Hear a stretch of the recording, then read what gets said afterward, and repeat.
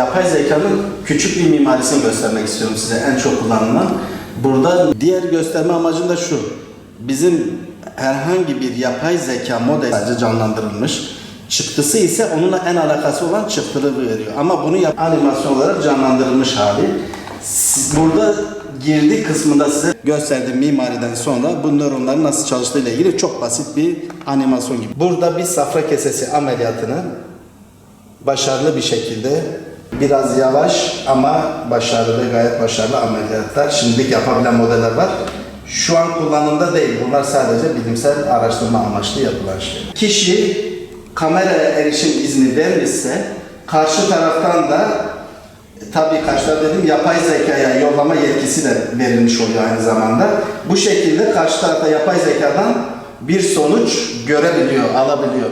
Bu yapay zekanın sizi sizden habersiz izlediği anlamına gelmiyor. Ben Mehmet Tarık Baran, Yapay Zeka ve Bilişim Sistemleri Koordinatörüyüm Mardin Artuklu Üniversitesi'nde. Bunun haricinde Mardin Artuklu Üniversitesi Girişimcilik ve Şirketleşme Birim Koordinatörüyüm Teknoloji Transfer Ofisi'nde. Yapay zeka ile olan yolculuğum daha çok yapay zeka eğitmenliği ve daha öncesinde de bilişim sistemlerine olan merakımla başlamıştı. Siber güvenlikle ilgili önceden aldığım sertifikalar mevcut. Bununla ilgili de daha önce uğraştığım, daha önce ilgi duyduğum alanlar vardı. Yapay zeka konusunda da şu an farklı birçok projede çalışıyoruz. Birçok yerde, kongre ve seminerlerde bu konuyla ilgili bilgiler verip bilgiler paylaşmaya çalışıyoruz. Yapay zeka aslında biz dışarıdan sanki her şeyi kontrol edecekmiş, tek başına hareket edecekmiş gibi algılarız. Aslında bu şekilde değil. Yapay zeka algoritmaları ya da modelleri kendi içerisinde eğitilmiş, daha öncesi verdiğimiz verilerden ve datasetlerden herhangi bir konuda özelleşmiş de olabilir ya da genel bilgiler de olabilir. Bununla eğitilmiş ve aynı insandaki beyin nöronları gibi nöronlar ve özellikler oluşturup bunun bir girdisini verdiğimiz zaman, yani herhangi bir yazı, video, ses, sinyal, bunların herhangi birini verdiğimiz zaman bunlara en uygun cevabı oluşturabilen algoritmalar ve sistemlerdir aslında. Videoyu alıp kullanmak kısmı ise aslında yapay zekanın kendisinin değil, yapılan arayüzün işlevidir. Bizim bilgisayar dilinde kullandığımız ön planda kullanılan ve görünen kısma verilen bir isim vardır. Bu var. Bir de arka planda kullanılan kısımlar vardır. Yapay zeka bizim arka planda aslında veri işleyen algoritmamızdır. Ön planda işleyen ise tıpkı bir web sitesinin tasarımı gibi bir tasarımdır. Bunu da siz isterseniz izinlere bağlı olarak videoları kullanabilirsiniz. Kişilerin sesini kullanabilirsiniz. Alınan verileri kullanabilirsiniz. Aynı nasıl ki işte bazı sosyal medya platformlarında herhangi bir like'ınız ya da herhangi bir yorumunuzdan sonra daha alakalı videolar ya da ona benzer içerikler almanız tamamen bu altyapı sebebiyledir. Ama bunu yapan yapay zeka değil, arayüz dediğimiz görünen kısım daha çok bunu yapar. Alabilirler mi? Alınabilir mi? Bu tamamen tasarımı yapan kişinin inisiyatifine kalır. Gizlilik sözleşmesinde eğer bu inisiyatif alınmışsa, siz de buna izin vermişseniz videoya ya da sesin alınmasına, sonrasından istedikleri kadar verileri toplayıp ikinci ya da üçüncü şahıslarla paylaşabilirler. Bunun tabi gizlilik sözleşmelerini biz genellikle okumadan onayladığımız gizlilik sözleşmeleri var. Bunlar aslında ciddi anlamda okuyup irdelememiz gerekiyor. Bunlar da var ise ve siz de buna izin vermişseniz bu alınıp kullanılabilir. Kullanıldığı zaman da tüm bu verileriniz bir serverda toplanır ve ilgili şirket ya da ilgili olan tasarım ya da uygulama neyse bunu alıp yapay zekada işletip buna yönelik sonuçlar sizlere verebilir. Büyük şirketler bunu göze alamazlar. Bu tamamen bir trajedi olur onlar için. Sizin hiçbir izniniz olmadan hiçbir veriniz kullanılamaz. Gizlilik sözleşmesine işte sizlerle ilgili verilerin toplanıp gönderileceği vardır. Siz de bunu kabul etmişseniz, okumamışsanız buradan belli verilerinizi alabilirler. Fakat siz izin vermeden normalde herhangi bir mikrofondan sesinizi ya da kameradan sizin görüntünüzü alıp işleyemezler. Şimdi bizim bu ChatGPT dediğimiz modeller, yapay zeka modelleri large language modellerdir, büyük dil modelleridir. Bunların da birçok çeşidi var aslında. Bunlar hatta spesifik, özelleşmiş küçük dil modelleri var. Daha spesifik dil modelleri var. Videoyu da ve diğer ses ve diğer yapıları da işleyebilen hatta karmaşık modeller de var. Bunların tabi isimleri değişiyor. Bunlar VLM ya da multimodal modeller olarak geçerler. Multimodal modellerde birçok veriyi, birçok çeşit veriyi alıp işleyip sonuç verebiliyor. Ama dediğim gibi bunu yapay zekanın kendisi değil, arayüz yapar. Siz bu arayüz tasarımında bu verileri alma yetkisini önceden tanımlamışsanız, kişi de buna izin vermişse alınır. Peki izin olmadan alınabilir mi? Yani ben izni vermedim, acaba alınabilir mi?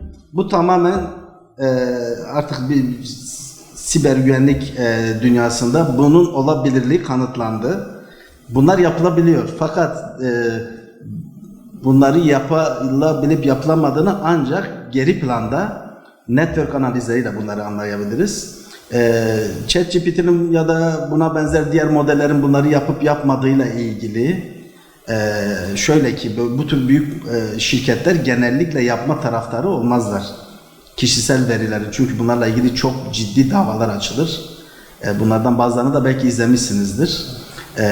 Bunlara böyle bir girişim olmaz ama kötü niyetli olabilecek kişiler sonuçta niyete bağlı. Sizin verilerinizin tamamını toplayıp bunları işleyip bunlarla ilgili sonuçlar çıkartıp analiz edip satabilirler. Bunlar tamamen onların kendi niyetlerine bağlı bir durumdur. Bu niyete sahip kişilerin de hani ilgili şirkette olup olmadığıyla ilgili tabii bilgimiz yok, ancak kendilerinin network analizi yapılıp bunların kendilerine sorulması gerekir. Bu sosyal medyada çıkan videoların kendisini ben de izledim. Hatta merakım sebebiyle ben de daha önce denemiştim. Buna benzer şüpheye düşüren tabii şeyler yaşayabiliyoruz ama kullanıcılara tavsiyemiz şu: siz izni vermediğiniz sürece, gizlilik sözleşmelerini dikkatli okuduğunuz sürece hiçbir verinizi hiç kimse başka ikinci ya da üçüncü şahıslarla paylaşamazlar. Hatta ve hatta kendi bünyelerinde tutamazlar. Kendi bünyelerinde eğitim amaçlı tutup kullanma yetkinlikleri var gizlilik sözleşmelerinde. Ama bunu sizin izniniz olmadan yine yapamazlar. Bu tamamen siber güvenlikle alakalı bir durum. Bu yapılabiliyor. Bu daha önce bizim de tecrübe ettiğimiz tabii şeyler bunlar.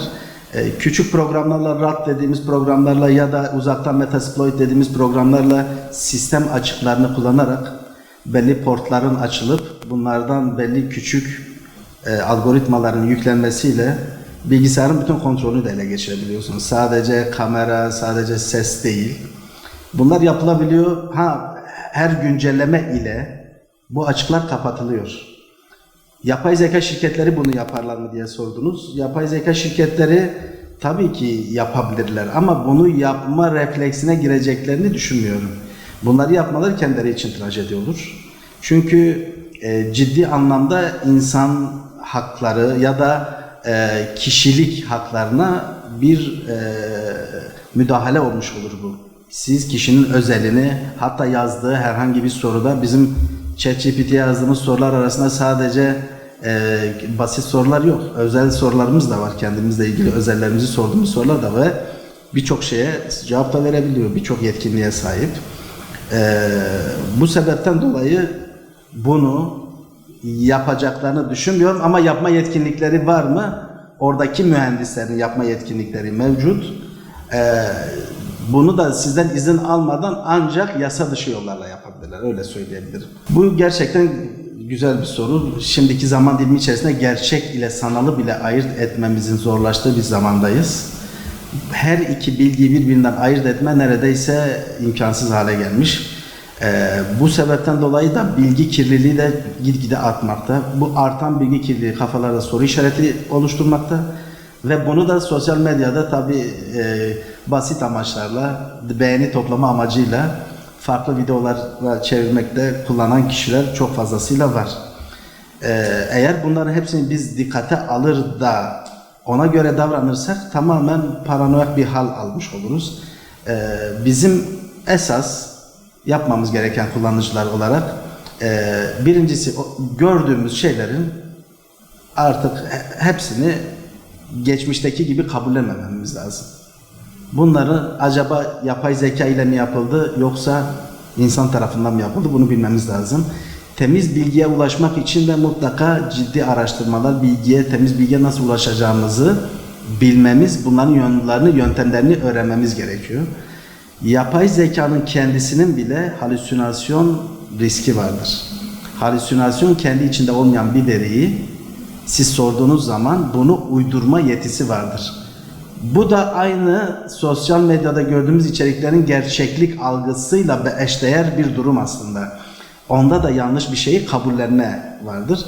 Bu konuda bence kabullenmek yerine araştırmak, ben bunu öğrencilerimiz de var bizim, hepsine tavsiyemiz genellikle bu oluyor. Alacağınız herhangi bir veri, bir çıktıyı mutlaka özellikle de bilimsel kaynaklardan araştırıp doğrulama mutlaka yolunda olsunlar. Öbür türlü sadece kafalarında birikmiş kirli bilgilerle sadece dezenformasyona bağlı her şeye inanma dürtüsü oluşur. Başka herhangi bir şeyleri olmaz. Ama doğru bilgiyi tabii nasıl ulaşacaklarını, hangi kaynaklardan, bilimsel kaynaklardan ulaşacaklarını bilirlerse doğru bilgiyi en azından kendi hayatlarında da doğrunun üzerine doğru katarak devam etmiş olurlar. Peki doğru bilgiye nereden ulaşırız? Bununla ilgili birçok veri tabanı var. Fakat her veri tabanının ya da her doğru veri tabanının olduğu yerlerin sonuçta kaynakları ayrı ayrı. İnternetten yine zaten internet Google aramalarından bile yanlış verilere ulaşabiliyoruz, dezenformasyona ulaşabiliyoruz.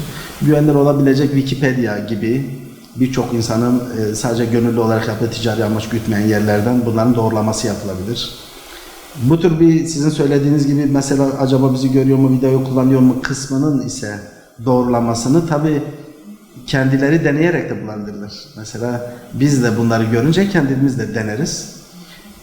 Daha önce kamera erişimi vermediğiniz herhangi bir yapay zeka uygulamasını açıp bunlarla sesli konuştuğunuz sırada, kamerayı karşınızına bir şey koyduğunuz sırada bunu tanımla dediğiniz zaman kamera erişimi olmadığı için size ben bunu yapamıyorum, göremiyorum diyecektir. Bunu hatta defalarca söylemenize rağmen söylemeyecektir. Ama önceden vermişseniz kamera iznini, bunlar da multimodal modeller ise yani hem video hem ses hem sinyal bunları kullanan modellerden birisi ise mutlaka size karşısında olan nesneyi ya da karşısında olan bir tane olayı tarif edebilir. Bizim de buna benzer modellerimiz var. Erişilebilirlik engeller için erişilebilirlik konusunda, kullanma konusunda çalışıyoruz biz de. Gelecekte yapay zeka artık bizim bu korkunç bir şey hayatımıza koymamamız lazım dememiz gereken bir şeyin dışına çıktı artık. Hayatımızın gerçekliği oldu. Nasıl ki belli dönemlerde belli çağlar kapanıp belli çağlar açıldı. Bu da öyle. İnsanların bu konuda dikkatli olması gerekiyor. Makinelerin düşünebildiği bir çağa girdik. Kendi içerisine veriyi alıp işleyip bunun en mantıklı sonucunu çıkarabildiği bir çağa girdik. Böyle bir çağda bizim de akademisyenler olarak gözlemlediğimiz şeylerden bazıları insanlar tembelliğe doğru gidiyor. Araştırmamaya doğru gidiyor, doğrulamayı yapmıyorlar ya da herhangi bir bilgiyi arayacaksa öğrencilerimiz bile artık yapay zekaya yazıp sonuçları alıp kopyala yapıştır yapıyorlar. İnsanların düşünmekten yorulduğu, makinelerin ise düşünmeye başladığı bir çağa giriyoruz. Böyle bir çağda hem doğru bilgiyi hem de sorgulanabilir olduğunu, herhangi aldığımız bir bilginin sorgulanabilir olduğunu bilmemiz gerekiyor ve bunları sürekli sorgulamamız gerekiyor. Bununla ilgili de birçok alanda çalışmalar var ve artık durdurulamaz bir durumda. Yani biz bunu kabullenip hatta biz bunun içerisine girip bunlar yeni meslekler oluşturacak. Biz bu mesleklerin de içerisine girmemiz gerekiyor. En büyük korkularımızdan bir tanesi de ben verdiğim seminerlerden çok sorulan sorudur. Meslekler ölecek mi? Diye. Meslekler dönüşecekler. Eğer siz bunu kabullenmemişseniz, benimsememişseniz o dönüşümün içinde olmayacağınız için de muhtemelen kendi mesleğinizi yapamaz bir durumda görüneceksiniz. Aslında yapıyorsunuzdur ama daha profesyonel yapan birileri dijitalleşen birileri sizden daha iyi yapıyormuş gibi görünebilir. Bu sebepten dolayı yapay zekayı öğrenmemiz, her bilgisini sorgulamamız, bunun nasıl çalıştığını irdelememiz gerekiyor. Artık kendi kendine çalışan, hatta kendi kendine ameliyat yapan modeller bile var.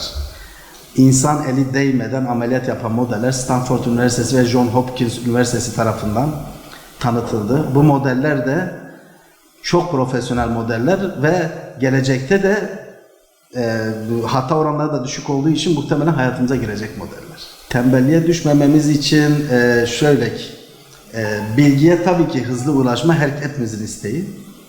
Fakat bu bilgiye hızlı ulaşmanın yollarını öğrenmemiz lazım. Sadece bilgiyi alıp kabullenmek değil, irdelemek, doğrulamak ve bu bilgilere kendi bilgilerimizi de katmamız gerekiyor.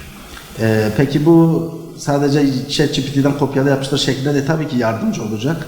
Belli konularda cidden bize çok büyük faydaları var. İşlerimizi hızlandırma konusunda çok büyük faydası var. Fakat söylediği her şeyi kabullenmemek. Aldığımız bütün verileri, kendimiz yaptığımız verileri onun yardımı ile değiştirebiliriz. Bu bizi tembellikten çıkarır. Onunla birlikte çalışmamız ise bizi profesyonel bir hale getirir. Bazen kuracağımız cümlelerin bile nasıl kurulabileceği hakkında bize fikir bile verebiliyor. Bununla ilgili kendi bilgimiz ve kendi cümlelerimizi kurup üzerine onun yardımını almamız bence çok çok daha iyi olur. Yani insan merkezli, makine yardımlı bir düşünceyle aslında hareket etmemiz çok daha verimli olacaktır diye düşünüyorum. Bununla ilgili tabii bizim de yaptığımız modeller var. Mardin Artuklu Üniversitesi'nde sizinle de birkaç tanesini paylaşacağız bununla ilgili. Yaptığımız modellerin arasında cilt hastalıklarını tespit, hem de yüksek doğrulukta, %98'e yakın bir doğrulukta tespit modellerimiz var. Bunlarla ilgili bilgi ve dokümanlarımızın bir kısmını göstereceğiz. Ayrıca izleyicilerinizin kafasındaki soru işareti ortadan kaldırabilecek bizim yaptığımız ve kamerayı kullanan bir modeli de size göster. Orada iznin nasıl istendiği, bunu nasıl bypass geçilebileceğinin olasılığının olup olmadığını da size göstereceğiz. Mardin Artuklu Üniversitesi'nde biz yeni yapay zeka birimini kurduk. Öğrencilerimizle birlikte ama bu ekosistemi oluşturup hatta birçok kurumumuzla, birçok akademik alandaki birçok üniversitemizle ortak işbirliği yapıp bunları ileriye götürmeyi düşünüyoruz. Bunlarla ilgili adım attıklarımız da var, birçok yer var. Haricinde de tabii ekleyeceğimiz, yaptığımız birçok model de var. Bunların arasında tarımla ilgili uydudan toprak analizi modellerinden tutun, sağlıkta hastalık tespiti, hatta ve hatta ilginç gelecek belki size, bir hastanın muayeneye geldikten sonra, tedavisini aldıktan sonra gittiğinde onun tekrar muayeneye gelip gelmeyeceğini %85 doğrulukta tahmin modelimiz bile var.